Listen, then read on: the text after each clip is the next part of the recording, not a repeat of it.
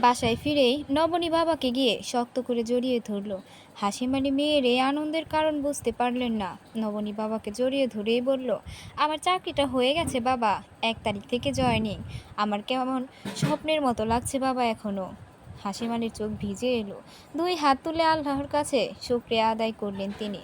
তারপর মেয়েকে বললেন, এখানে হোটেল কোথায় আছে মা? আমি মিষ্টি কিনে আনবো, সবাইকে আমি মিষ্টি খাওয়াবো। আজ যে আমার আনন্দের দিন। নবনী নিজে বাবাকে নিয়ে বের হলো মিষ্টি কিনতে। বাসায় ফিরল 10 কেজি মিষ্টি নিয়ে। রাবিয়া বেগম মাংস নামিয়ে ভিজিয়েছেন আজকে বিরিয়ানি করার জন্য। মেয়েটা যে কি পরিমাণ পেরেশানিতে ছিল তা তিনি বুঝেন। আজ সবাই মিলে না হয় একটু ভালো খাবার খাবে। নবনী আজ বাবাকে সাথে করে নিয়ে গেল সবার বাসায় মিষ্টি দিতে। অনেক দিন ধরে নবনীর মাথায় এই চিন্তা ঘুরছে। যাদের কাছে তাহেরা বেগম তার বাবাকে গ্রামের বাড়িতে কাজ করার লোক বলে পরিচয় দিয়েছেন, তাদের সবার কাছে গিয়ে নবনী আজ বলবে, উনি আমার বাবা। সবার বাসায় গিয়ে নবনী মিষ্টি দিয়ে এলো। শুধু তামিমের বাসা ছাড়া সবাই মিলে জম্পেশ আড্ডা দিল। সাব্বির 2টা টিউশনি খুঁজে নিয়েছে। 1 তারিখ থেকে শুরু করবে পড়ানো। হাসেম আলী ছলছল চোখে নিজের সন্তানদের দিকে তাকান। কে বলে তিনি গরিব? যার এরকম সোনার টুকরো সন্তান আছে সে কিভাবে গরিব হতে পারে? তিনি তো সবার চেয়ে ধনী। রাবেয়া বেগম বললেন, কাঁথাটা সেলাই করণ শেষ রে মা, আরেকটা কাঁথার গাঁথনি করে দিস আমারে, আমি সেলাই করবো। এইখানে তো করার মতন তেমন কোনো কাম নাই, কাঁথাটা সেলাই করলে তাও নিজের সময় কাটে। নবনী অবাক হলো, এত তাড়াতাড়ি রাবেয়া বেগম সে কাঁথা সেলাই করে ফেলবে তা তার ধারণাতে ছিল না। দুপুরে খাওয়ার পর 3 বোন মিলে মায়ের সাথে বসে আরেকটা কাঁথার বেস তৈরি করে দিল। নবনী কাঁথায় ফুল এঁকে দিল। নবনীর মনে একটা সুপ্ত ইচ্ছে, একসময় চাকরি বাদ দিয়ে ব্যবসার মাধ্যমে নিজের আলাদা একটা পরিচয় গড়ে তোলার। তা যদি হয় দেশীয় পণ্য দিয়ে, তবে খারাপ কি? মেঘের যেন কিছুতেই দেরি সহ্য হচ্ছে না আর। চাকরি কার হলো তা জানার জন্য মেঘ কৌতূহলে মরে যাচ্ছে যেন। বাবাকে জিজ্ঞেস করতেই তিনি বললেন, জয়েন করলেই দেখবে কে পেয়েছে চাকরিটা। এখন নাম বললে তুমি কি তাকে চিনবে? মেঘ মুখ ভেঙচি দিয়ে চলে গেল। শফিক আহমেদ হাসলেন। মেঘ গিয়ে কোম্পানির HR-কে জিজ্ঞেস করলেন, কে হচ্ছে তার বিয়ে? HR বললেন, স্যার, নবনী নামের একজন। মেঘের অবিশ্বাস্য লাগলো নবনীর নাম শুনে। আবারও জিজ্ঞেস করলো, তাই? আবারও শুনল নবনী। মেঘ আবারও জিজ্ঞেস করলো, আবারও নবনীর নাম শুনল। আনন্দে মেঘ HR-কে জড়িয়ে ধরলো। তারপর সোজা শিমলাকে কল দিল। শিমলাকে জানাতেই শিমলা ভীষণ আনন্দিত হলো। মেঘ বলল, কাল চলে আসিস নীরকে নিয়ে, তোকে একটা স্পেশাল ট্রিট দেবো রে আপা। শিমলা বলল, ওহ, এভাবে আমি ট্রিট নেব না, যেদিন নবনীকে জয় করতে পারবি সেদিন আমি ট্রিট নেব। মেঘ আচ্ছা বলে ফোন রেখে দিল। এরপর বাবাকে কল দিল। শফিক আহমেদ অফিসেই ছিলেন। ছেলের কল পেয়ে অবাক হলেন কিছুটা। রিসিভ করতে মেঘ বলল, হ্যালো মেঘালয় স্পিকিং। জনাব শফিক আহমেদ, আপনার কাছে এই অধমের বিনীত আবেদন, অতি শীঘ্রই আমার জননীর সাথে আলাপ করে আমার বিয়ের ব্যবস্থা করা হোক। পাত্রী আমি পছন্দ করে রেখেছি। পাত্রী পছন্দ করা নিয়ে আপনাদের কোনো হয়রানির মুখোমুখি আমি করতে চাই না। তাই আপনাদের সুবিধার কথা চিন্তা করে নিজেই ঠিক করে রেখেছি পাত্রী। অতি শীঘ্রই আমি বিয়ে করে সংসারী হতে চাই। আপনার বাধ্যগত পুত্র, মেঘালয়। শফিক আহমেদ ছেলের কথা শুনে জোরে হেসে ফেললেন। তারপর পিয়নকে ডেকে বললেন, মিষ্টি নিয়ে এসে আমাকে একেবারে গুনে গুনে 5টা মিষ্টি দিবে আর অফিসের সবাইকে মিষ্টি খাওয়াবে। আজকে আমি কোনো নিয়ম মানব না। পিয়ন টাকা নিয়ে চলে গেল। কিছুক্ষণ পর মিষ্টি এলো। সবার ডেস্কে মিষ্টি পাঠিয়ে দেওয়া হলো। শফিক আহমেদ নিজের বাড়িতে কল দিলেন। খোশ মেজাজে স্ত্রীর সাথে আজ কথা বলা শুরু করলেন। শফিক সাহেবের স্ত্রী মাসুমা লোকে নেইল পালিশ দিচ্ছেন। কাজের মেয়ে রুমা তার কানে ফোন ধরে রাখলো। মাসুমা স্বামীকে ঝাড়ি মেরে বলল, কল দেওয়ার আর সময় পেলে না? নোকে একটু নেইল পালিশ দিচ্ছি, তার মধ্যে কল দিয়ে বিরক্ত করছো। বলি, তোমার কি আর কোনো কাজ নেই সময় অসময়ে বাসায় কল দিয়ে রং ঢং করা ছাড়া? শফিক আহমেদ ভাব নিয়ে বলল, দূর ফাউল মহিলা, শুনো তুমি, তোমার সাথে মধুর সুরে কথা বলার জন্য আমি কল দেইনি। এবার থেকে তোমার সাথে কথা বলবো করল্লার রস মুখে নিয়ে, সব কথা তিতা বের হবে। মাসুমা বেগম ধমকে বললেন, ধুর হাদারাম, করল্লা আমার প্রিয় সবজি, বরং তোমার অপ্রিয়, ওটা তুমি পারবে না। একটা কথা যদি ঠিক মতো বলতে পারতে। শফিক আহমেদ দমে না গিয়ে পূর্ণ উদ্যমে বললেন, চুপ, একদম চুপ। আমি তিতা খাওয়ার অভ্যাস করব। দরকার হলে নিমের রস মুখে দিয়ে তোমার সাথে কথা বলবো, যাতে আমার কথা এত বেশি তিতা হয় যে তুমি চিনির বস্তায় লুকিয়ে রক্ষা পাবে না। আর আসল কথা শোনো, আমার পরিবারে নতুন সদস্য আসছে। অল্প কিছুদিনের মধ্যেই আমি দাদা হয়ে যাব। তখন তুমি মাসুমা গেট আউট হয়ে যাবে। মেঘ অলরেডি পাত্রী পছন্দ করে ফেলেছে, আমাকে বলেছেও পাত্রী সব ডিটেলস। তবে আমাকে কড়াকড়িভাবে নিষেধ করেছে কোনোভাবে যাতে তোমার কাছে এসব সিক্রেট ফাঁস না করে। আমার ছেলে তো, বুঝলে না, আমার কাছেই সব শেয়ার করে। তাই মাসুমা বেগম কল কেটে দিলেন, তারপর নীল পালিশ ফেলে দিয়ে ছেলেকে কল দিলেন। নাকের জল চোখের জল মিশিয়ে বললেন, আমি তো এখন আর কেউ না, মাকে এখন আর ভালো লাগে না। বাবাই এখন সব। বিয়ে পর্যন্ত চলে গেলি, বাপ বেটা পাত্রী দেখে ফেললি, অথচ আমি জানলামও না। এদেশের সরকার রোহিঙ্গাদেরও আরও বেশি দাম দেয়। তোরা বাপ ছেলে মেয়ে আমাকে সেই দামও দেস না। আমি আজই রোহিঙ্গা ক্যাম্পে চলে যাব। আমার শেষ ঠিকানা তো ওদের সাথে, আমি বুঝে গেছি। মেঘ কিছুই বুঝতে পারল না মায়ের এসব হাবি যাবি কথার মানে। মায়ের কথা শেষ হতে জিজ্ঞেস করলো, কি বলছো তুমি এসব মা? আমার মাথায় ঢুকছে না কিছু। মাসুমা বেগম নাক পরিষ্কার করে বললেন, এখন তো কিছুই বুঝবি না, বুঝতে হবে না। আমি আজই যাচ্ছি রোহিঙ্গা ক্যাম্পে। শুনে রাখ আমার এক কথা, তোর বাপে তোকে নিয়ে কোথায় গিয়ে নাকি পাত্রী দেখে আসছে। আজকে আমিও তোর জন্য পাত্রী দেখতে যাব। আমাকে যদি বাসায় দেখতে চাস তবে আমার পছন্দের মেয়েকে বিয়ে করতে হবে। তোর বাপের কাছে আমি কিছুতেই হারতে পারবো না, না হলে আমি সত্যি রোহিঙ্গাদের সাথে গিয়ে থাকবো। মেয়েকে কিছু বলার সুযোগ না দিয়ে কল কেটে দিলেন। তারপর কল দিলেন শিমলাকে। শিমলা কল ধরতেই শুনতে পেল মামি কাঁদছে। শিমলা হাসি চেপে বলল, হ্যাঁ মামি বলেন। মামা কি কি করেছে? মাসুমা গাড়িতে বসতে বসতে বললেন, আমি বাসা ছেড়ে চলে যাচ্ছি রে মা, তোর বাসায় আসছি। সোজা তো রোহিঙ্গা ক্যাম্পে চলে যাওয়া সম্ভব নয়। আগে এসে তোর সাথে বিষয়টি আলোচনা করব। তুই বলবি আমার ভুল কোথায়। তোর মামা মেঘলা কাউকে আমার আর দরকার নেই। এরা কেউ আমার আপন না রে মা। তোর মামা নাকি মেঘের বিয়ের তারিখ ফিক্সড করে ফেলেছে, আমাকে না জানিয়ে। আমি কি ঘরে থাকা সোফা যে আমার সাথে একবার আলোচনা করতে পারলো না? তুই বল মা, তোর বিবেচনা কি বলে? শিমলা হাসি চেপে বলল, মামার দোষ সব। মাসুমা বেগম ফিসফিস করে বললেন, আমি সব বুঝতে পেরেছি বুঝলি। তোর মামা আসলে তার সেই প্রাক্তন প্রেমিকার খপ্পরে পড়েছে। চিনিস তো কোন মেয়ে? আর ওই মেয়ে যার বিয়ে হয়ে যাওয়ায় তোর মামা সারা রাত ভাঙা রেডিও বুকে ঝুলিয়ে বাগানে বসে গান শুনেছে, মশাদের গান শিখিয়েছে। এজন্য এখন আর আমার সাথে কথা বলতে চায় না। আমাকে কি বলেছে জানিস তুই? শুনলে তুই স্ট্রোক করবি। এজন্য এখন ফোনে বলবো না, তোর বাসায় এসে বলবো। নয়তো আবার স্ট্রোক করে পড়ে থাকলে খালি বাসায় কে তাকে ডাক্তারের কাছে নেবে? শিমলা হাসতে হাসতে সোফায় গড়াগড়ি খেলো। শিমলা জানে মামি স্বভাবের কথা, সবসময় মামার দোষ খুঁজবে মাসুমা বেগম। তার সব কথা শেষ হয় শফিক আহমেদের প্রাক্তন প্রেমিকা। মামা যদি তিল বলেন, মামি সেটাকে তাল নয় তরমুজ বানিয়ে ফেলে। শফিক আহমেদ এর দুই ছেলে মেঘ আর মেঘলা আমার বাবার সাপোর্টার। তাই মাসুমা বেগম কিছু হলেই শিমলার কাছে ছুটে যান। নবনী কল দিয়ে শিমলাকে জানালো তার চাকরি হবার কথা। শিমলা অনুরোধ করে বলল একবার তার বাসায় আসতে। মাসুমা বেগম আসার 5 মিনিট পর নবনী এলো। আজ আসার সময় নীরের জন্য এক বক্স চকলেট নিয়ে এলো। ভেতরে প্রবেশ করতেই অচেনা এক মহিলাকে সোফায় শিমলার সাথে বসে থাকতে দেখে নবনী কিছুটা বিব্রত হলো। তারপর সালাম দিল দুজনকে উদ্দেশ্য করে। মাসুমা বেগম সব অভিযোগ ভুলে গিয়ে নবনীর দিকে তাকিয়ে রইলেন। তারপর হঠাৎ করে তার গলার সুর পাল্টে গেল। মিষ্টি সুরে নবনীকে বলল, তোমার নাম কি মা?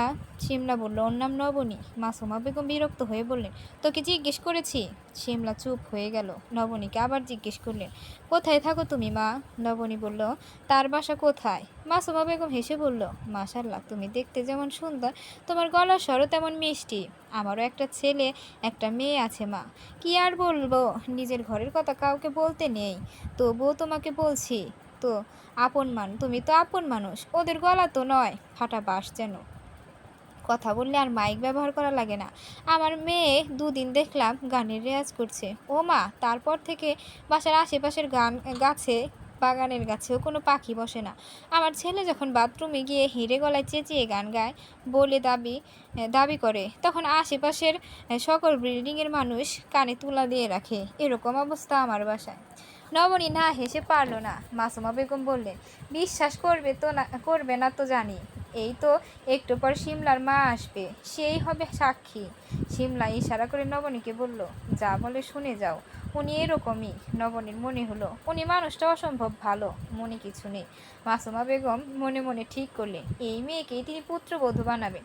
শফিক আহমেদের পছন্দ করা মেয়েকে কিছুতেই তিনি মেনে নেবেন না। আজকে নবনীর অফিসে প্রথম দিন। সকাল থেকে নবনী ভীষণ নার্ভাস। সকালে কিছুই খেতে পারল না এই নার্ভাসের জন্য। বুকের ভেতরটা কেমন টিপ টিপ করছে। নবনী বের হলো বেবি পিঙ্ক কালার একটা সুতি 3 পিস পরে। বেবি পিঙ্কের ওপর সাদা সুতার কাজ করা, হাতে গোলাপি রেশমি চুড়ি, চোখে হালকা কাজল, ঠোঁটে মেরিল দিল। লম্বা চুলগুলো আজকে বেনুনি করে নিল। আজ বহুদিন পর খুব যত্ন করে সেজেছে নবনী। সাজতে মন খারাপ, নার্ভাসনেস কিছুটা কমে নবনী। কনফিডেন্স বাড়ে কিছুটা। হামিদুর রহমানের দেওয়া ব্যাগটি নিয়ে বাবা মা দুজনকে সালাম করে নবনী বের হলো অফিসের জন্য। সারা পথ নবনীর শরীর ঠক ঠক করে কেঁপেছে। নবনী মনে মনে দোয়া ইউনিস পড়তে লাগলো। অফিসের সামনে আসতে নবনীর যেন প্রেশার লো হয়ে গেল, মাথা ঘুরতে লাগলো। আকাশ আজ ঝকঝকে নীল, রৌদ্রময় একটা দিন। রোদের তেজ নেই বললেই চলে, কেমন আরামদায়ক রোদ।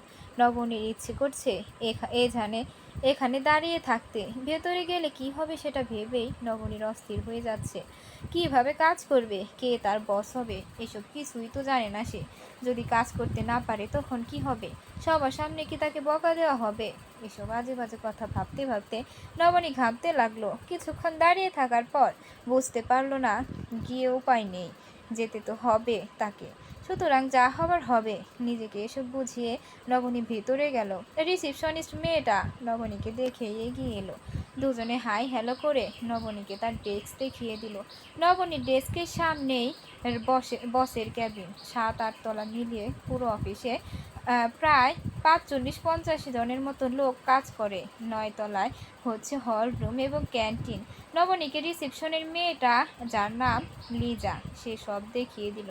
নবনীর সবচেয়ে বেশি ভালো লাগলো মেয়েদের জন্য রাখা রেস্ট রুম। ওখানে অনেক কয়েকটা সিঙ্গেল বেড রাখা আছে। সবচেয়ে যেটা নবনীকে বেশি মুগ্ধ করেছে তা হলো এক পাশে একটা জার্কের উপর কয়েকটা ব্র্যান্ডের স্যানিটারি ন্যাপকিন, 4টা হট ওয়াটার ব্যাগ রাখা আছে। নবনী বুঝতে পারলো এরা যথেষ্ট মানবিক, নয়তো অফিসের স্টাফদের এসব প্রয়োজনীয় জিনিস রাখতো না। নবনী লিজাকে বলল, এই পদক্ষেপটা কিন্তু সত্যিই ভালো ছিল। লিজা মুচকি হেসে বলল, যিনি এই পদক্ষেপ নিয়েছেন তিনিও কিন্তু যথেষ্ট দারুণ ম্যাডাম। আপনাকে যে কতজন ঈর্ষা করবে আজ থেকে বুঝতে পারবেন। অফিসের প্রায় সব মেয়েই এই কয়েকদিনে ধরে দোয়া করছে স্যারের বিয়ে যেন কোনো ছেলে হয়, এমনকি আমিও চেয়েছি। এটুকু বলেই লজ্জায় লিজা ফিক করে হেসে দিল। নবনী অবাক হলো, এরা কি সুন্দর করে অবলীলায় এসব কি বলে যাচ্ছে। কাউকে ভালো লাগলে তাও বলে দিচ্ছে। অথচ নবনী ওদের কথা ভেবে তার নিজেরই বুক কেঁপে উঠেছে ভয়ে। এত সাহস তার কখনো হবে না। নবনী তার ডেস্কে গিয়ে বসতেই দেখলো সেই লোকটা এগিয়ে আসছে ভেতরের দিকে, যার সাথে নবনীর রাস্তায় দেখা হয়েছিল, যে নবনীর গায়ে রাস্তার কাদা ছিটিয়ে দিয়েছে গাড়ি দিয়ে। শিমলার বাসায় যে নবনীর সাথে গায়ে পড়ে আলাপ করতে এসেছে। বিদ্যুৎ গতিতে নবনী ডেস্কের নিচে ঢুকে গেল। নবনী ভেবেছিল লোকটা হয়তো এখানে কোনো কাজে এসেছে, তাই যাতে দেখা না হয়ে যায় তার জন্য লুকাতে গেল। নবনীকে অবাক করে দিয়ে মেঘ ডেস্কের পিছনে এসে নবনীর পাশে নিচে বসে ফিসফিস করে বলল, হ্যালো ম্যাডাম, ডেস্কের নিচে কি করছেন? বিড়ালের মতো নিচে লুকিয়ে বসে আছেন কেন? ভয় পেয়েছেন নাকি কোনো ইঁদুর খুঁজছেন?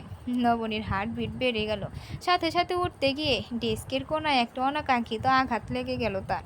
মেঘ তার হাত বাড়িয়ে বলল, আমি মেঘালয় আহমেদ মেঘ ম্যাডাম। আজ থেকে আমি আপনার স্যার, আর আপনি তো আমার আগে থেকেই ম্যাডাম। নবনী ভ্রু কুঁচকে তাকালো।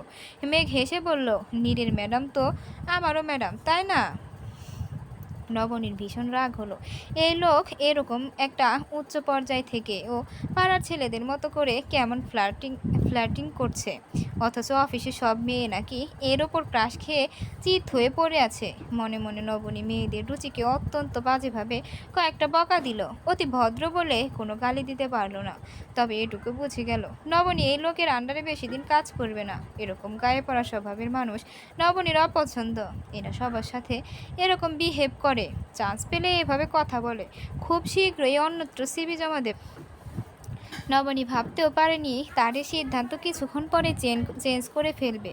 মেঘ মুগ্ধ হয়ে তাকিয়ে রইল নবনীর দিকে। বুকের ভেতর থেকে একটা চাপা ব্যথা যেন দেহের প্রতিটি শিরায় শিরায় ছড়িয়ে গেল। মেঘের মনে হলো এটাই যেন বাজিল বুকে সুখের মতো ব্যথা। মেঘ জিজ্ঞেস করলো, কেমন আছেন? এখনো কি রেগে আছেন? নবনী কোনো কথার জবাব না দিয়ে নিচের দিকে তাকিয়ে রইল। নবনীর থেকে কোনো জবাব না পেয়ে নবনীকে কিছু ডাটা এন্ট্রি করতে দিয়ে মেঘ চলে গেল নিজের ক্যাবিনে। নবনীর মনে হলো এই ক্যাবিনটার সামনে তার ডেস্ক না থাকলে ভালো হতো, কেননা কাচের দেওয়ালের ওপাশে স্পষ্ট মেঘকে দেখা যাচ্ছে, মেঘও তাকে দেখছে। অন্য কোনো পাশ থেকে আর দেখা যায় না ক্যাবিনের ভেতরের দিক, শুধু নবনীর জায়গা থেকে দেখা যায়। নবনী কাজের মধ্যে ডুবেছিল, কিন্তু হঠাৎ করেই তার সারা শরীরে যেন শক লাগলো। সেই চেনা কণ্ঠস্বর শুনে নবনী চমকে তাকালো। তামিম দাঁড়িয়ে আছে, হাতে কতগুলো ফাইল নিয়ে। নরম স্বরে নবনীকে এক্সকিউজ মি বলে ডাকছে তামিম। নবনীকে দেখতে পাবে এভাবে তামিমের ভাবনাতেও ছিল না। নবনী মাথা তুলে তাকাতেই তামিমের হাত থেকে সবগুলো ফাইল নিচে ছিটকে পড়ল। বিস্ফোরিত দৃষ্টিতে তামিম তাকিয়ে রইল নবনীর দিকে। নবনীর ফর্সা মুখখানা ফ্যাকাশে হয়ে গেল তামিমকে দেখে। কেউ কোনো কথা বলতে পারছে না। ক্যাবিনের ভেতর থেকে একজোড়া শিকারী চোখ সমস্ত ঘটনা নজরবন্দি করছে। কেউ তার টের পেল না। নবনী নিজেকে সামলে নিল তামিমের আগে, কিন্তু কথা বলতে গিয়ে টের পেল গলা দিয়ে শব্দ বের হচ্ছে না। নবনী অনেক কষ্টে নিচের দিকে তাকিয়ে বলল, কিছু বলবেন? তামিম তাকিয়ে রইল নবনীর দিকে। আজ নবনীকে ভীষণ সুন্দর লাগছে। তামিমের মনে হলো বিচ্ছেদের পর নবনী যেন আরো বেশি সুন্দর হয়ে গেছে। ওপাশ থেকে মেঘের তখন ভীষণ রাগ হচ্ছে তামিমকে এভাবে নবনীর দিকে তাকিয়ে থাকতে দেখে। সবগুলো ফাইল তুলে নিয়ে তামিম আড়ষ্ট হয়ে বলল, স্যারের কিছু সাইন লাগবে এই ডকুমেন্টসে। নবনী কিছু না বলে কাজে মন দিল। তামিম ফাইল রেখে চলে গেল এক আকাশ বিস্ময় নিয়ে। সেই মুহূর্তে নবনী সিদ্ধান্ত নিল সেই অফিসেই কাজ করবে, অবশ্যই করবে। নবনী নিজের কাজ অর্ধেক সমাপ্ত করে ফাইলগুলো নিয়ে মেঘের ক্যাবিনে গেল। মেঘ চেয়ারে হেলান দিয়ে শুয়ে আছে, নিজের উপর তার ভীষণ রাগ লাগছে। নবনীকে তামিমের দিকে এভাবে তাকাতে দেখে তার বুকে এরকম জ্বালা অনুভব করছে কেন। নবনী দরজার সামনে দাঁড়িয়ে জিজ্ঞেস করলো, আসবো স্যার? মেঘের বুকের সকল জ্বালা মুহূর্তে বিলীন হয়ে গেল। নবনী গলার নরম স্বরে মুহূর্তেই সব ক্ষোভ চলে গেল।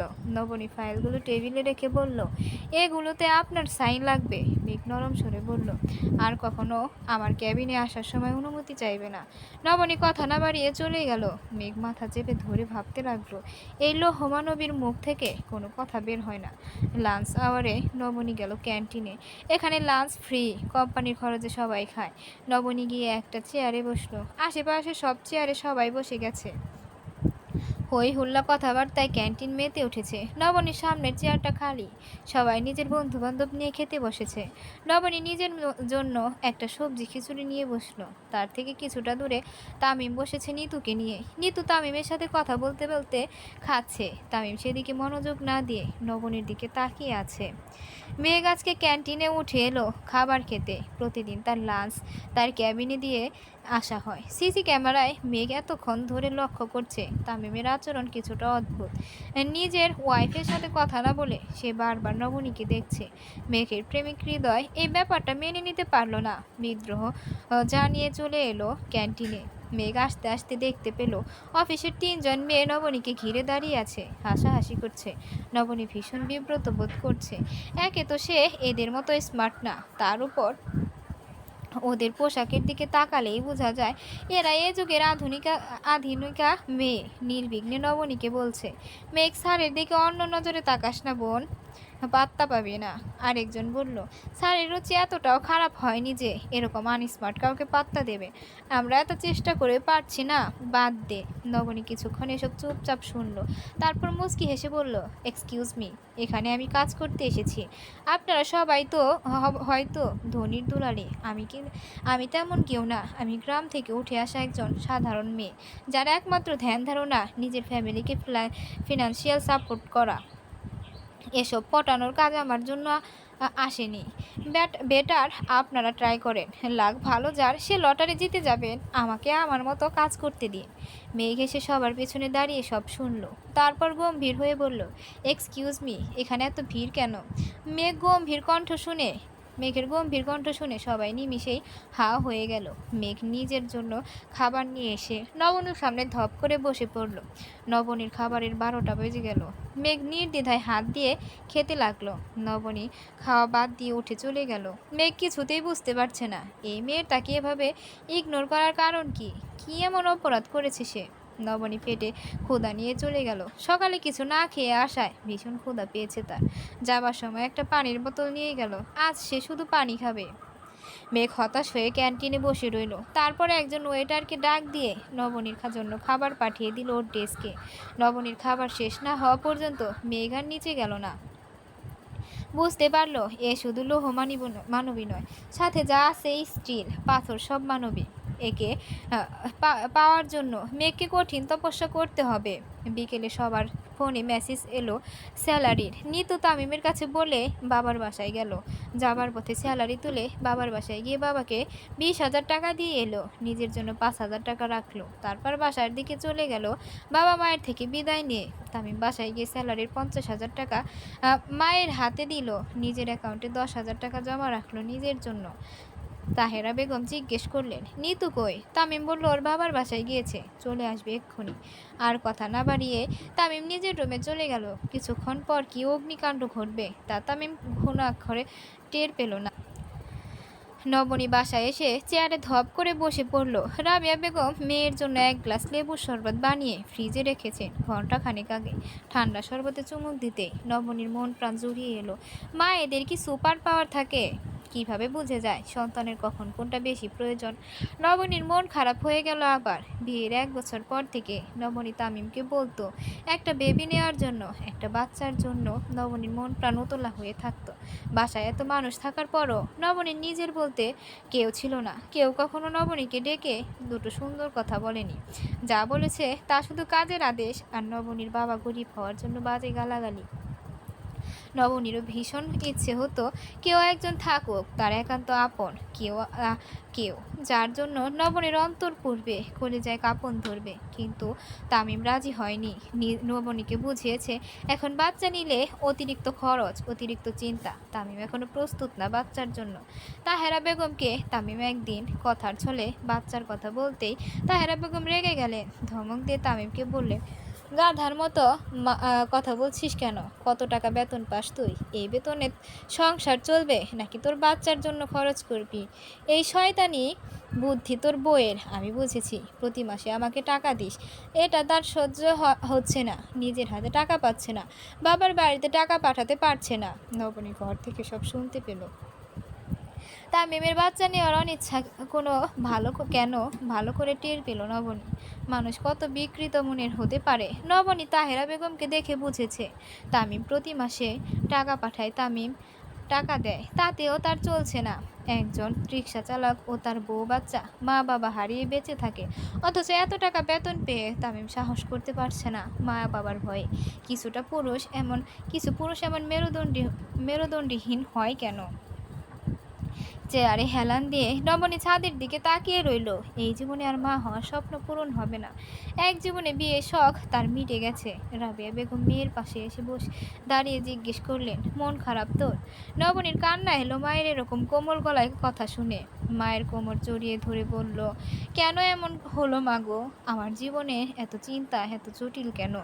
কি অপরাধ করেছি আমি? যার এত ঘৃণা করি তার কথাই কেন মনে পড়ে যায়? তামিম আর ওর বউ ও আমি যে অফিসে জয়েন করেছি সেখানে চাকরি করে। ওদের দুজনকে একসাথে দেখলে আমার অন্তর এত পড়ে মা। আমি তো সব ছেড়ে নিজে এসেছি, তবে কেন মনকে বশ করতে পারি না মা? মন কেন আমার কথা শুনে না? রাবিয়া বেগম মেয়েকে জিজ্ঞেস করলেন, তোর মন কি আবারও ওরে ফিরে পাইবার চায়? নবনীর সাথে সাথে জবাব দিল, না মা, কিছুতেই না, কোনোদিনও না। রাবিয়া বেগম মেয়েকে কিছুক্ষণ কাঁদতে দিলেন। তারপর বললেন, এরকম হয় রে মা, প্রথম প্রথম এরকমই লাগবো, কলিজা সিরা যাওনের মতো কষ্ট আইব, দম বন্ধ হয়ে আইব। যাই হোক, এক সময় তোর লগে সংসার আসিল, সংসারের একটা মায়া আছে না। তারপর একদিন দেখবি সব ব্যথা চইলা গেছে। পইরা পইরা তো সোনা খাঁটি হয়, মন তো সোনার চাইতে মূল্যবান জিনিস রে মা, সে পূর্ব না বুঝি। এইটাই এই মনটাই পড়তে পড়তে এক সময় সহ্য কইরা নিব সব। চোখের সামনে দেখো সারাদিন, এইটা তো ভালোই। হঠাৎ হঠাৎ দেখা হইলে যে কষ্ট হইতো, এখন দেখবি দেখতে দেখতে আর কষ্ট লাগে না।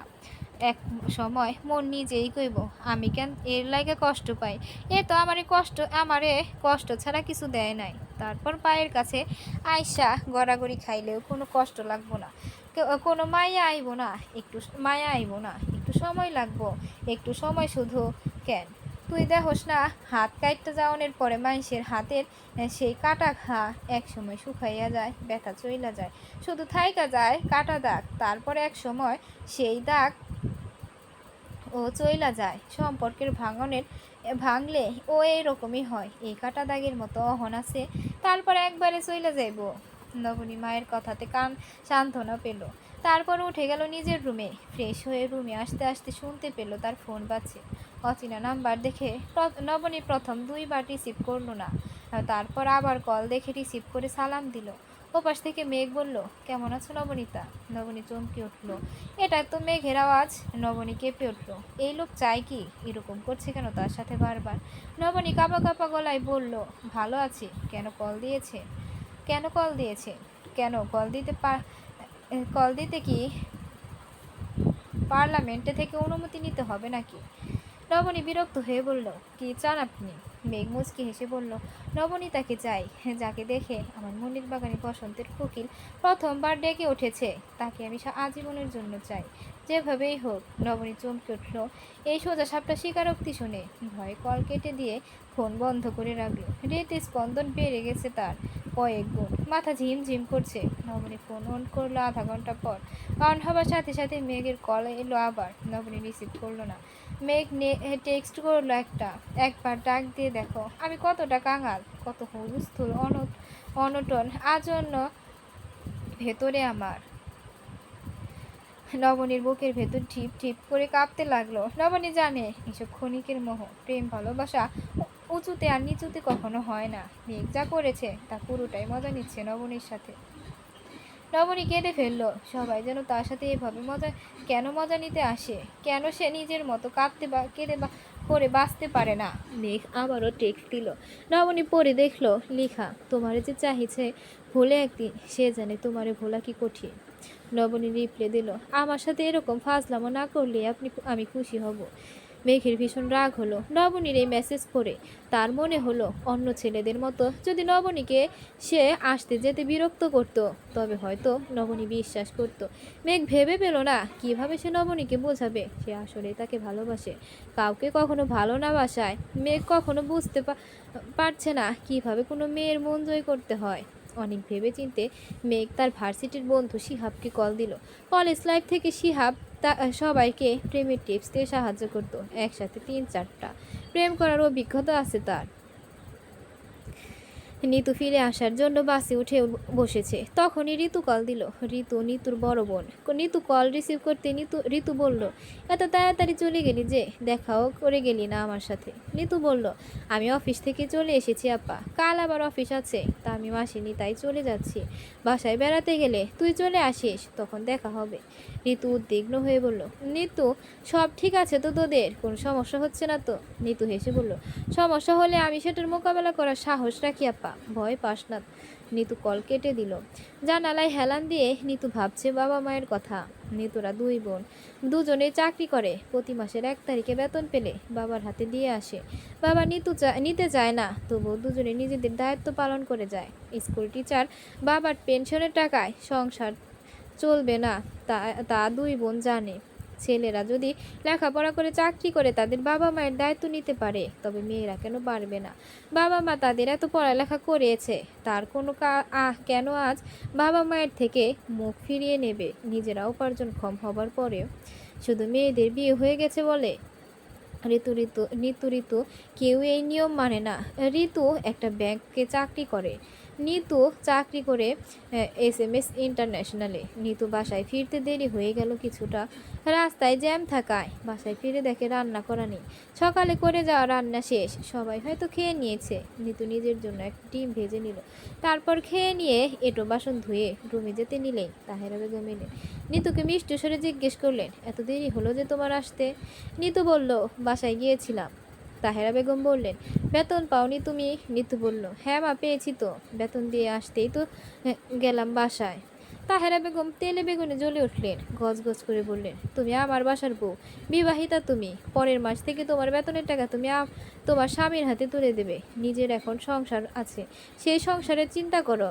নিতু অবাক হয়ে বলল, আমার বাবা মা আমাকে লেখাপড়া করিয়েছে, আমার ছেলে আমাকে লেখাপড়া করায়নি মা। আপনার ছেলে আমাকে লেখাপড়া করায়নি মা, আপনিও করাননি। তাছাড়া চাকরি আমি আমার যোগ্যতা দিয়ে পেয়েছি, আপনার ছেলে সুপারিশই তো নয়। আপনার দুই ছেলে আছে আপনার সংসার চালানোর জন্য, আমার বাবা মায়ের কোনো ছেলে নেই, আমরা দুই বোন আছি। আপনার সন্তানের যেমন দায়িত্ব তার বাবা মায়েরকে দেখার, তেমনি আমার বাবা মায়ের সন্তানেরও দায়িত্ব তাদের দেখাশোনা করার। আপনার যেমন অধিকার আছে নিজের ছেলেদের অর্থ সংসারে ব্যয় করার, আমার বাবা মায়েরও অধিকার আছে তেমন মা। আশা করছি এসব নিয়ে আপনার সাথে আর দ্বিতীয়বার আলোচনা করতে হবে না। তাহেরা বেগম চিৎকার করে তামিমকে ডাকলো। তামিম বিছানায় শুয়েছিল। মায়ের চিৎকার শুনে বুঝতে পারলো আবারও কোনো ঝামেলা হয়েছে নিতুর সাথে। অনিচ্ছা সত্ত্বেও উঠে এলো। তাহেরা বেগম ছেলেকে দেখে জিজ্ঞেস করলেন, তোর বউয়ের কথা শুনছস তুই? তোর বউ কি বলছে শুনছস? তোর বউ থাকবে এখানে, খাবে এখানে, বেতন দিবে নাকি বাবার হাতে? আমার বাড়িতে থাকতে হলে বেতন আমার হাতে দিতে হবে, তোর বউকে বলে দিস। নিতুর বিস্ময় ভাব কাটল না। কোনো মানুষ তার জন্য এভাবে বলতে পারে, তা নিতুর ভাবনাতেও ছিল না। নিতু হতভম্ব হয়ে বলল, তোমার মা এসব কি বলছে তামিম? তামিম বিরক্ত হয়ে বলল, মা এসব বাদ দাও। তাহারা বেগম চিৎকার করে বলল, বাদ দিব মানে? বউ করে এনেছি বলে ওর বেতনের টাকা আমার হাতে দিবে না নাকি? আমি কি মেনে নেব? নিতু বিস্মিত স্বরে তামিমকে বলল, আমার বেতনের জন্য আপনি বিয়ে করে এনেছেন আমাকে? আমি এতটা পাগল হইনি যে আপনার কথার ভয়ে আপনার হাতে আমি বেতন তুলে দেব। তাহেরা বেগম বললেন, হ্যাঁ, বেতনের জন্যই। তুমি কিনা 25,000 টাকা বাবা মাকে দিয়ে এলে। নিতু অট্ট হাসতে ভেঙে পড়ল। তারপর বলল, আপনি যদি ভেবে থাকেন আমার বেতনের টাকা আমি আপনাকে দেব, তাহলে ভুল ভাববেন। আমি নিতু দরকার হলে আপনার বাসা ছেড়ে চলে যেতে দ্বিতীয়বার ভাববো না। তবুও আপনার এই ইচ্ছে কিছুতেই আর পূরণ হবে না মা। আমার বাবা মায়ের আমরা দুই বোন ছাড়া আর কেউ নেই। যতদিন আমার বাবা মা আছে আমার বেতনের টাকা তাদের হাতে তুলে দেব। তাহারা হিসিয়ে বলল, সে কিভাবে আদায় করতে হয় আমি জানি। নিতু হেসে বলল, দেখুন না চেষ্টা করে পারেন কিনা। তাহেরা নিতুর চুল ধরার জন্য এগিয়ে এলো। মুহূর্তেই নিতু বাঘিনীর মতো তেড়ে এসে তাহেরার হাত মুচড়ে ধরল। নরম সরে বলল, আমাকে পুতুল ভাববেন না যে যেভাবে নাচাবেন সেভাবে নাচবো। আজ হাত আস্ত রেখেছি, পরের বার আর আস্ত থাকবে না। তাহেরা বেগম ব্যথায় অধৈর্য হয়ে হাত ছাড়িয়ে বললেন, বেয়াদব মেয়ে কোথাকার, মুখে মুখে তর্ক করছে আমার সাথে হাতাহাতি করছে। এর চাইতে তো বউ হিসেবে নবনী ভালো ছিল। কিন্তু থমকে গিয়ে জিজ্ঞেস করলো, নবনী কে? তামিম মায়ের দিকে চোখ বড় বড় করে তাকালো। তাহেরা বেগম চোখ না বাড়িয়ে রুমের দিকে চলে গেল। তামিম মাথা নিচু করে দাঁড়িয়ে রইল। নিতু বজ্রপাতের মতো তাকিয়ে রইল তামিমের দিকে। কিন্তু কল্পনা তো ভাবতে পারেনি সামনের দিনে তাহেরা কতটা উগ্র হবে সামান্য কয়েকটা টাকার জন্য। তাহেরাও ভাবেনি তার সব আশার প্রদীপ নিতু এক ঝরে হাওয়ার মতো নিভিয়ে দেবে। বাকি রাত নিতুর কেটেছে চটপট করে। কি এই নবনী? কেন তাহেরা বেগম নবনীর কথা বললেন? কি সম্পর্ক নবনীর সাথে এদের? নিতু হিসাব মিলাতে পারল না। তামিম এসে ঘুমিয়ে পড়েছে। নিতু তামিমকে কিছু জিজ্ঞেস করারও সুযোগ পেল না। বুকে ব্যথা আর চোখে জল নিয়ে নিতু ফ্লোরে বসে রইল, দেয়ালে পিঠ ঠেকিয়ে। জীবনের প্রথম ভালোবাসা কোনো ভুল মানুষের সাথে হয়েছে কিনা এটা ভেবেই নিতুর যতটা অস্থিরতা। তার চাইতে বেশি জ্বালা পোড়া তার জন্য করা কারো স্বপ্ন ভেঙেছে কিনা এটা ভেবে। সারা রাত নিতু এভাবেই বসে রইল। সকালে নিতু উঠে কিচেনে গেল। মাথার ভেতর তার ফাঁকা ফাঁকা লাগছে, পুরো শরীর কাঁপছে। ডাল ভাত আলু ভর্তা করে রেখে এলো। রান্নার ফাঁকে ফাঁকে কয়েকবার রুমে এসেছে। বারবার এসে দেখে তামিম ঘুমাচ্ছে। উত্তেজনায় চটপট করতে করতে নিতু রান্না শেষ করলো। তারপর রুমে এসে দেখে তামিম ব্রাশ করে বের হচ্ছে। নিতু তামিমের হাত চেপে ধরে বলল, আমি মরে যাব তামিম, আমাকে সত্যি কথা বলো। তুমি নবনীকে, কি সম্পর্ক তোমার সাথে তার? দোহাই তো তোমার, আমাকে মিথ্যা বলো না। তামিম এই ভয়টাই পাচ্ছিল নিতুর এই প্রশ্নের সম্মুখীন হতে হবে বলে। তামিম রাতে ঘুমের ভান ধরে শুয়েছিল, ভেবেছিল নিতু ভুলে যাবে এটা। নিতুকে সত্যি কথা বলার সাহস তামিমের নেই। নবনীকে হারিয়েছে সে, কিন্তু নিতুকে আর হারাতে চায় না। তামিম এটুকু বেশ ভালো করে বুঝে যে নিতু যতই মুখ চালাক, নিতুর মনটা ভীষণ ভালো। তাহেরা বেগম নিতুকে আপন করে নিলে নিতু তাকে মাথায় তুলে রাখবে। নবনী আর নিতু দুজন দুই মন মানসিকতার। একজন চুপ করে সব শুনে যেত মাথা পেতে, অন্যজন অন্যায়ের কঠোর প্রতিবাদ করে। দুজনের মধ্যে একটাই মিল, দুজনেরই মন ভীষণ স্বচ্ছ। এই স্বচ্ছ মন একজনের ভেঙেছে, দ্বিতীয়বার তামিম আর সেই ভুল করতে চায় না। নিতু আবারও জিজ্ঞেস করলো নবনীর কথা। তামিম হেসে বলল, আর বলো না, বাবার এক রিলেটিভের মেয়ে ছিল। বাবা চেয়েছিল ওকে বউ করে কিন্তু মা তোমাকে পছন্দ করেছে। আর আমি তো বলেছি আমি তোমাকে ছাড়া অন্য কাউকে বিয়ে করব না, তাই মা এই কথা বলছে। কিন্তু সন্দিহান হয়ে বলল, সত্যি বলছো তো তামিম? এইটুকুই শুধু? তাহলে তোমার মনে কি সেরা তো কষ্ট তামিম? কেন তুমি মাঝরাতে ঘুমের ঘোরে আমাকে দেখলে চমকে যাও? কেন আমার মুখের দিকে তাকিয়ে তুমি অন্যের প্রতিশ্রুতি খোঁজো? কেন তুমি আমার সাথে ঘনিষ্ঠ হতে গেলে ক্ষণে ক্ষণে চমকে ওঠো? তোমার মর্নিং টি দিতে এলে কেন আমাকে দেখলে অবাক হয়ে যাও? তামিম, আমি সব কিছুই লক্ষ্য করি, কিন্তু আমার কাছে কোনো প্রমাণ নেই। বারবার নিজেকে এই বলে বোঝাই যে আমি এসব ভুল ভাবছি, সব আমার ভুল। আমি নিজের সাথে আর নিজে এই অভিনয় করতে পারছি না। আমার গলায় ফাঁসের মতো লাগছে।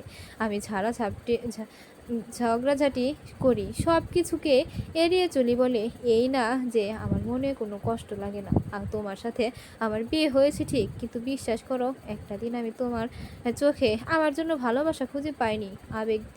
আবেগ নিয়ে আমার চোখে তাকাতে দেখিনি। তাকে নিতুকে বুকে টেনে নিয়ে বলল, আমি সত্যি বলেছি নিতু, আমাকে বিশ্বাস করো। আসলে এসব তোমার মনের ভুল, আর তুমি সব ভুল ভাবছো। এরকম কিছুই না। নিতু কিছুক্ষণ তামিমের বুকে থেকে বলল, তাই যেন হয়।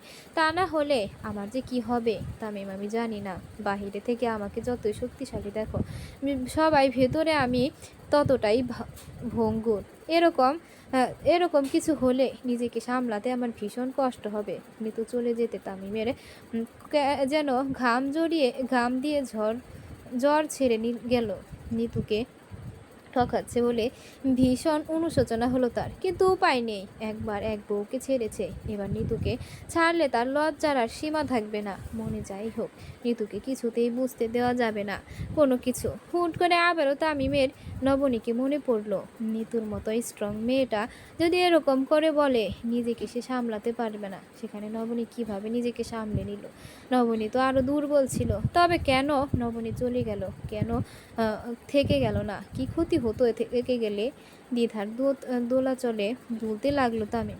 নিতুর মন কিছুটা হালকা থেকেও একটা অস্পষ্ট খোঁচা অনুভব করতে লাগলো বুকে। ভেতর থেকে কেউ যেন বলছে এসব কথার মধ্যেও অন্য কথা বাকি রয়ে গেছে। একটা গভীর শ্বাস নিয়ে নিতু ঠিক করলো সত্য উদ্ঘাটন করবে এসে। তামিম বিরাস করে এসে বলল, আজ কি খেয়ে অফিসে যাব? নাস্তা বানাওনি? নিতু বলল, না, আজকে তো নাস্তা বানাইনি, শরীর কাহিল লাগছে খুব আমার। সারা রাত অস্থিরতা নিয়েছিলাম। তামিম কিছু বলতে গিয়েও থেমে গেল। মাকে আসতে দেখে তাহেরা বেগম উঠে এসে গম্ভীর মুখে বললেন, লোবনার জন্য পরোটা বানাও, ঘিয়ে ভাজবে, সাথে ডিম ভেজে দাও ওকে। আর দিশার খাবার রেডি করো, একটু পরে নয়তো তুলকালাম বাঁধাবে। আমার জন্য একটু স্যুপ করো চিকেন দিয়ে। নিতু সোজা সাপটা জবাব দিল, আমি এই বাসার কাজের মেয়ে নই মা, যে জনে জনে গিয়ে সবার খাবারের মেনু জেনে নিয়ে সবার মন মতো খাবার বানিয়ে রাখবো। আপনার বৌমা দিশা ছোট বাচ্চা না যে আমাকে ওর জন্য নাস্তা বানিয়ে ওর হুকুমের আগে নিয়ে হাজির হতে হবে। ওর বাবা ধনী হতে পারে, কিন্তু তাতে আমার কোনো লাভ নেই। আমি ওর বাবার খায় না পড়িও না যে ওর মর্জি মাফিক কাজ করে যাব। আপনার মেয়ে লুব না, কচি খুকি না যে তার আহ্লাদীপনা দেখে খুশি হয়ে আমি তার পছন্দের খাবার বানাতে যাব। একদিন তো দেখিনি এদের কাউকে কিচেনে উকি দিয়ে দেখতে। আপনি তো মহারানী, আপনার কথা আমি বাদ দিলাম। তাহেরা বেগম ছেলের দিকে তাকিয়ে বলল, তোর সামনে এসব কথা বলছে আর তুই ভেড়ার মতো তাকিয়ে শুনছিস? তামিম তামিম কিছু বলার আগে নিতু জবাব দিল, কি বলবে আপনার ছেলে? ছোট ভাইয়ের বউয়ের জন্য ওকালতি করবে আমার কাছে? আমি সেটা সহ্য করব? তাছাড়া ছেলেকে তো বানিয়ে রেখেছেন ভেড়া। কি জানি আপনার স্বামীকে ও হয়তো এরকম ভেড়া বানিয়ে রেখেছেন বলেই, অথবা বানাতে চেয়েছেন বলেই বেচারা অকালে চলে গিয়েছে। আপনার মতো টক্সিক মহিলার সাথে ভদ্রলোক কীভাবে এত বছর সংসার করেছেন আমি সেটা ভেবেই অবাক হচ্ছি। আপনার ছেলে যদি মানুষ হতো তবে বিয়ের পর দিন সাত সকালে যখন আপনি গিয়ে আমাদের বেডরুমের দরজা নক করতে শুরু করেছিলেন সেদিনই এসে আপনাকে বলতো এটা অভদ্রতা, এই কাজ আর করবেন না। আপনার ছেলে মানুষ হলে আপনি এসব নাটক করতে পারতেন না। এখন তো আমার মনে হয় আপনাদের এসব ড্রামার জন্যই আপনার ছোট ছেলে আমাদের বিয়েতেও আসেনি। এতদিন হয়ে গেল বাসায়ও আসছে না, সেই একমাত্র পুরুষ। তাহেরা বেগমের ধৈর্যের বাঁধ ভেঙে গেল। তিনি ভেবেছিলেন বেতনের টাকা আর হাতে না দেওয়ার জন্য নিতুকে তিনি এভাবে মানসিক অশান্তি দিবেন, যাতে নিতু শান্তির জন্য হলেও তাকে টাকা দেয়। কিন্তু তার দাবার চাল ভুল ছিল, তা বুঝতে পারলেন নিতুর কথা শুনে। এ তো বড় ত্যাগর মেয়ে, তার একটা কথায় সে হিস্ট্রি নিয়ে এসেছে। রাগে ক্ষোভে অপমানে তাহেরা বেগম দাঁত কিরমিরিয়ে বললেন, ফকিরের ঘরের মেয়েকে বউ এজন্যই করতে নেই। কথাটা সরাসরি নিতুর কলিজায় গিয়ে আঘাত করলো। ক্ষুব্ধ হয়ে নিতু বলল, কাকে ফকিরের মেয়ে বলছেন আপনি? তাহেরা বেগম বুঝলেন এবার নিতুর গায়ে লেগেছে, তাই আবারও বললেন, তোকে বলেছি তুই ফকিরের মেয়ে। ফকির বলেই তো বাবা মেয়েদের বেতনের টাকার উপর উৎ পেতে থাকে। নিতু নিজেকে শান্ত করে বলল, আমার বাবা একজন স্কুল শিক্ষক ছিলেন, আমার মা নিজেও স্কুলের শিক্ষিকা ছিলেন। আমাদের দুই বোনের পরপর জন্ম হয়, মা নিজে আর চাকরি কন্টিনিউ করেননি। বাবা অনেক বলার পরও আমার বাবা মা দুজনেই এডুকেটেড। আপনার কি যোগ্যতা আছে? আপনার ব্যবহার দেখে তো মনে হয় স্কুলের পেছনে দিয়ে হাঁটেননি জীবনে। আর যদি লেখাপড়া করেও থাকেন তা কিছুতেই সুশিক্ষা নয়। আর যত এডুকেটেড হয়ে থাকেন আপনি, আপনার মধ্যে আমি মানুষের সিটেপোটাও দেখিনি। আসলে শিক্ষিত হয়েও সবাই মানুষ হয় না, আপনার মতো হয় কেউ। নয়তো আপনি জানতেন ছেলে মেয়েতে কোনো ভেদাভেদ নেই। একজন ছেলের মতো একজন মেয়েরও অধিকার আছে তার বাবা মায়ের খেদমত করার। আমার টাকা আমি কোথায় ব্যয় করব? আর তা তা আমার ব্যাপার, আপনার বাপের টাকা না ওটা যে আপনাকে কৈফিয়ত দেব। আর ফকির বললেন, আমার বাবা মাকে? আসল ফকির তো আপনি। ফকির না হলে কয়েকটা টাকার জন্য এরকম ক্ষোভ পুষে রাখতেন না, ছোট লোকের মতো টাকার জন্য এরকম হ্যাংলাপানা করতেন না। আর কখনো যদি আমার বাবা মাকে নিয়ে একটা শব্দও শুনি তবে বুঝবেন আমি নিতু কত ভয়াবহ কাণ্ড ঘটাতে পারি।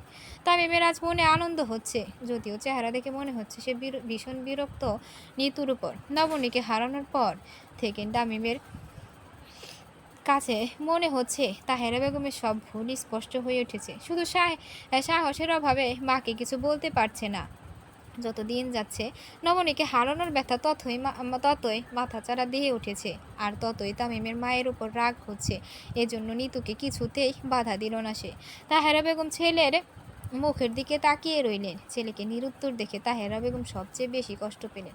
বুঝতে পারলেন এই মেয়ে ছেলেকে বেশ বশ করে ফেলেছে।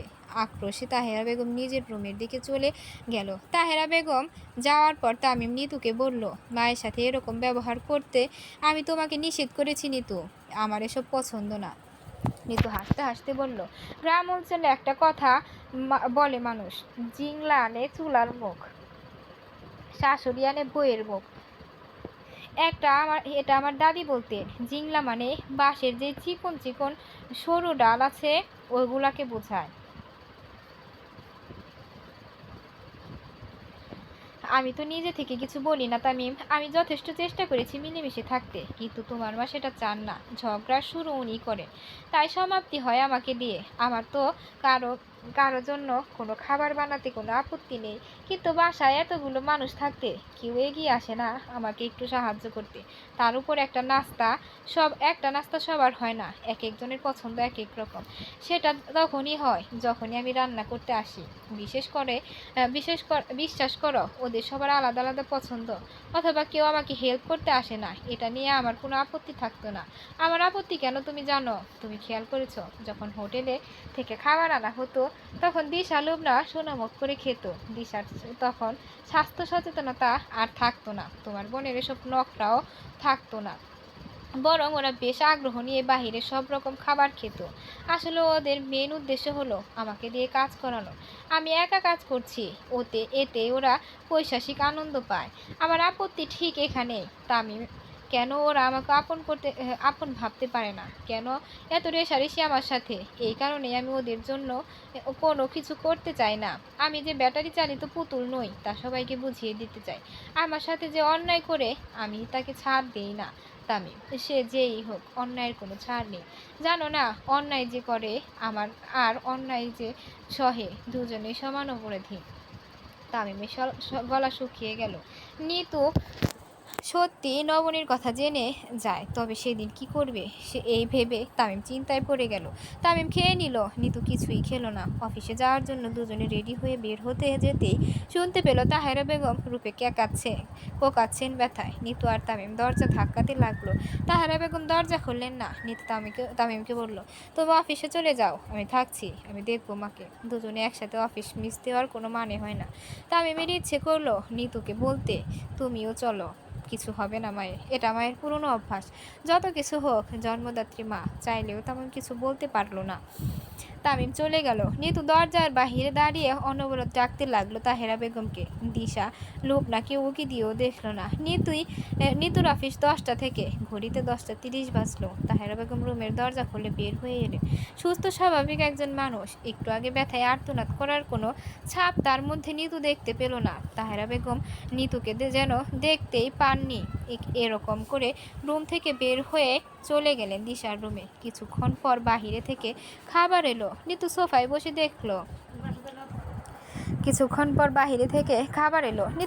বসে দেখতে লাগলো কি অবলীলায় তিনজন মিলে হেসে হেসে খাবার খাচ্ছে।